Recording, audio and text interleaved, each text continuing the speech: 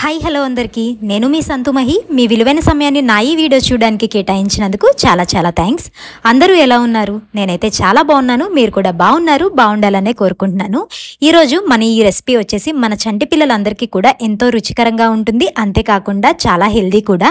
Already మన ఛానల్లో పప్పు దినుసులతో చేసిన ఉగ్గు రెసిపీని పోస్ట్ చేశాను. ఎవరైనా చూడని వాళ్ళు ఉంటే ఈ వీడియో కింద డిస్క్రిప్షన్లో ఇస్తాను, ఒకసారి వెళ్ళి చెక్ చేసేసేయండి.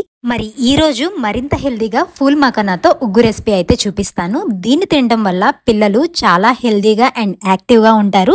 అంతేకాకుండా బలహీనంగా వీక్గా ఉన్న పిల్లలకి ఈ ఉగ్గు రెసిపీని ఖచ్చితంగా పెట్టి చూడండి.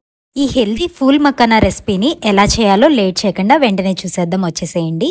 ఇక్కడ మీకు నేను గ్రామ్ వైజ్గా అయితే చెప్పడం లేదు, కప్ వైజ్గా అయితే తీసుకొని చెప్తాను. ఇలా చెప్పడం వల్ల అందరికీ కూడా ఒక క్లారిటీ అనేది వస్తుంది అండ్ ఈజీగా కూడా ఉంటుంది. అండ్ చాలామంది నన్ను అడిగారు, అమ్ము ఇంతకుముందు ఉగ్గు రెసిపీలో కూడా ఇంక్లూడ్ చేశాను కదా ఫుల్ మఖానాని. సో అప్పుడు అడిగారు అన్నమాట ఏ బ్రాండ్ తీసుకున్నారు అని. దీనికి ప్రత్యేకించి బ్రాండ్ అనేది ఏమీ లేదు. మా ఇంటికి దగ్గరలో ఉన్న మార్ట్లో వాళ్ళ బ్రాండ్తోనే సేల్ చేస్తున్నారు. ఇది లైక్ డీమార్ట్ లానే ఉంటుంది. సో అక్కడైతే తీసుకున్నాను. ఇప్పుడు నేను ఒక 2 కప్పులు మఖానా అయితే తీసుకుంటున్నాను. చూడండి, ఇప్పుడు నేను వీడియోలో చూపిస్తున్నాను కదా. సో ఆ కప్తో 2 కప్పుల మఖానా అయితే తీసుకుంటున్నాను. ఈ ఫుల్ మఖానా అనేది చాలా మందికి తెలియకపోవచ్చు. మన తామర గింజలు ఉంటాయి కదా, సో దాని నుంచి వచ్చిన దాన్నే ఫుల్ మఖానా అంటారు. సో ఇక్కడ నేను 1 టేబుల్ స్పూన్ నెయ్యిని అయితే యాడ్ చేసుకున్నాను. ఇందులో 2 కప్పులు మఖానా అయితే యాడ్ చేసుకుంటున్నాను. దీన్ని లో టు మీడియం ఫ్లేమ్లో దోరగా వేయించుకుంటున్నాను. మీరు కావాలి అంటే డ్రై రోస్ట్ కూడా చేసుకోవచ్చు, కానీ నేనైతే 1 స్పూన్ గీ అనేది యాడ్ చేసుకొని రోస్ట్ చేసుకుంటున్నాను. ఇలాగా చాలా స్లోగా అయితే రోస్ట్ చేసుకోండి. హై ఫ్లేమ్లో పెడితే మాడిపోతుంది, మనందరికీ తెలిసిందే కదా. ఇలా మనం తీసుకున్న క్వాంటిటీని బట్టి టైం అనేది చూసుకొని మఖానాని ఫ్రై చేసుకోండి. ఇక్కడ నేను తీసుకున్న క్వాంటిటీకి లో టు మీడియం ఫ్లేమ్లో ఒక 5 మినిట్స్ అయితే ఫ్రై చేసుకున్నాను. ఈ మఖానాలో ఉండే న్యూట్రియన్స్ అన్నీ కూడా పిల్లల గ్రోత్కి చాలా హెల్ప్ అవుతుంది అండ్ కాల్షియం కూడా మంచిగా అందుతుంది. ఖచ్చితంగా మీ పిల్లల ఫుడ్లో ఈ మఖానా రెసిపీని కూడా ఇంక్లూడ్ చేసుకోండి. మఖానా మంచిగా ఫ్రై అయిపోయాయి. ఇప్పుడు నేను వీటిని పక్కకు తీసేసుకుంటాను. మనం ఏ కప్తో అయితే మఖానా తీసుకున్నామో, అంటే ఇక్కడ నేను 2 కప్పుల మఖానా తీసుకున్నాను కదా, సేమ్ అదే కప్పుతో 1 కప్పు పోహా అయితే తీసుకుంటున్నాను, అంటే అటుకులు. ఈ అటుకులు మనము ఇంట్లో యూజ్ చేసుకునేవే, నార్మల్ అటుకులనే నేను తీసుకున్నాను. ఈ మధ్య రెడ్ పోహా కూడా వస్తుందంట, మీకు అవైలబుల్గా ఉంటే అవి ట్రై చేయండి. నాకైతే అవైలబుల్గా లేదు కాబట్టి నేను నార్మల్ అటుకులనే 1 కప్ అయితే తీసుకున్నాను. దీన్ని డ్రై రోస్ట్ చేసుకుంటే సరిపోతుంది ఒక 2-3 మినిట్స్ పాటు. సో ఇవి రోస్ట్ అయిన తర్వాత వీటిని కూడా పక్కకి తీసేసుకుందాము.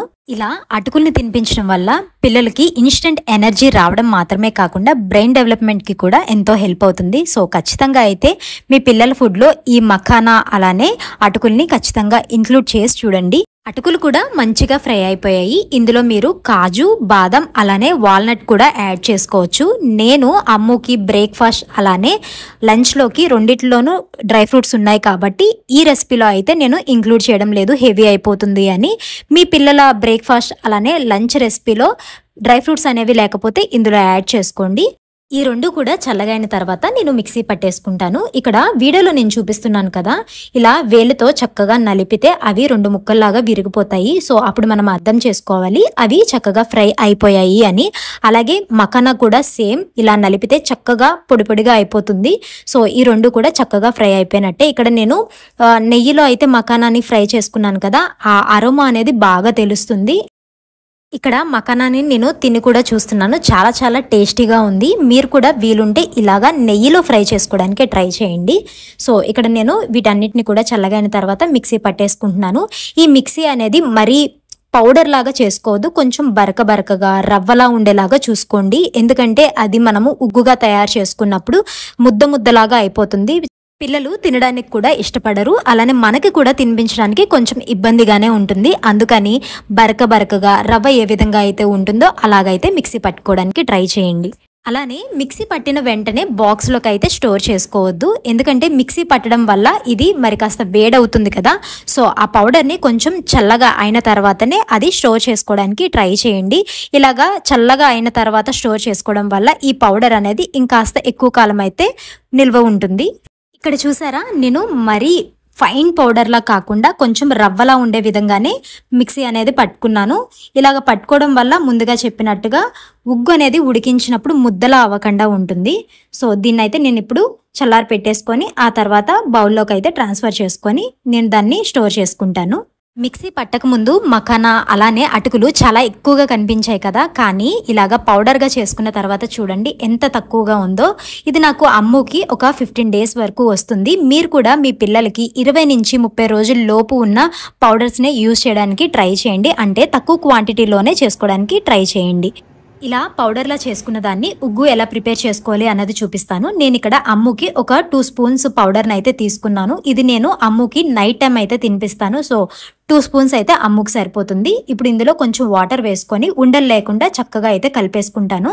తర్వాత స్టవ్ మీద కొంచెం నీళ్ళని అయితే వేడి చేసుకుంటాను. ఆ వేడి నీళ్ళల్లో ఈ కలుపుకున్న ఈ పౌడర్ మిశ్రమం ఏదైతే ఉంటుందో సో దాన్ని కలిపేస్తాను. అలా కాకుండా డైరెక్ట్గా ఇలా కలిపి స్టవ్ మీద పెట్టేస్తే ఉండల్లాగా వచ్చేస్తుంది. అలా కాకుండా ఈ రెసిపీని ఇలాగా మాత్రమే ఉగ్గులా ప్రిపేర్ చేసుకోవడానికి ట్రై చేయండి.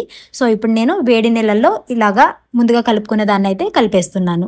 ఇలాగా దగ్గరుండి ఒక 5 మినిట్స్ కలుపుకుంటే సరిపోతుంది. తొందరగానే దగ్గర పడిపోతుంది. ఆల్రెడీ మనం దీన్ని ఫ్రై చేసుకున్నాం కదా. అదే పప్పులు అయితే కనుక ఫ్రై చేసుకున్నా కూడా కొంచెం ఎక్కువసేపు అనేది ఉడికించుకోవాలి. కానీ ఇవి పప్పులు కాదు కాబట్టి తొందరగానే ఉగ్గు అనేది దగ్గరికి వచ్చేస్తుంది. సో ఇలాగా ఉగ్గు కూడా తయారైపోయింది. కొంచెం పల్చగా ఉన్నప్పుడే స్టవ్ అనేది ఆఫ్ చేసేసుకోండి. ఎందుకంటే ఇది చల్లగా అయిన తర్వాత ఇంకా తిక్కుగా అయిపోతుంది. ఇంకొక విషయం ఏంటి అంటే మనం పిల్లలకి వేడిగా ఉన్నప్పుడు నోటితో ఊది పెడతాం కదా. సో అలా ఎప్పుడు పెట్టద్దు. అండ్ అలానే చల్ల నీళ్ళల్లో కొంతమంది పెడతారు, చల్లగా అయిపోతుంది తొందరగాని. సో అలా కూడా చేయొద్దు. దానంతటా అదే చల్లగైన తర్వాత పిల్లలకి తినిపించండి. నేను అమ్ముకి తినిపించే ఒక 10 నిమిషాల ముందే వీటిని కుక్ చేసేసుకొని పక్కన పెట్టేస్తాను. సో అది చక్కగా చల్లగా అయిపోయిన తర్వాత అమ్ముకి అయితే తినిపిస్తాను. నేను ఈ ఉగ్గు రెసిపీని అమ్ముకి ఎవ్రీడే నైట్ అయితే 8కి అలాగా పెట్టేస్తాను. చక్కగా డైజెస్ట్ అయిపోతుంది. అమ్ముకి ఇదనే కాదు, పప్పులతో చేసిన కూడా డైజెస్ట్ అయిపోతుంది.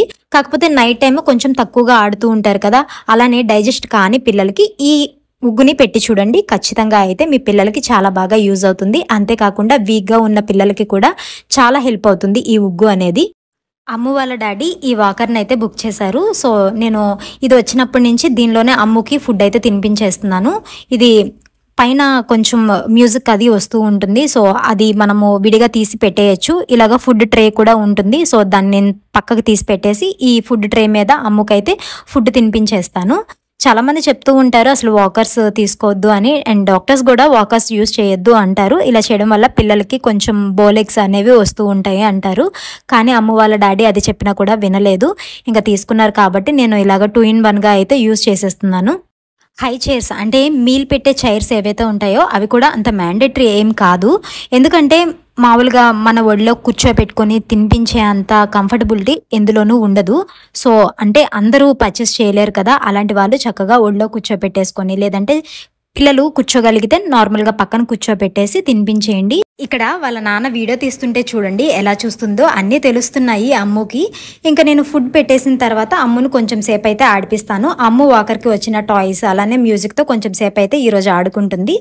సో ఇదన్నమాట ఈరోజు మన ఈ వీడియో వచ్చేసి. ఈ వీడియో మీకు నచ్చినా యూస్ఫుల్ అనిపించినా మన ఛానల్ని వెంటనే సబ్స్క్రైబ్ చేసుకోండి. అలానే ఈ వీడియోకి ఒక లైక్ అనేది ఇవ్వండి. ఇలా లైక్ చేయడం ద్వారా నా ఈ వీడియో అనేది మరికొంతమందికి రికమెండ్ అయ్యి వాళ్ళకి కూడా ఎంతో కొంత యూజ్ అవుతుంది. Thank you.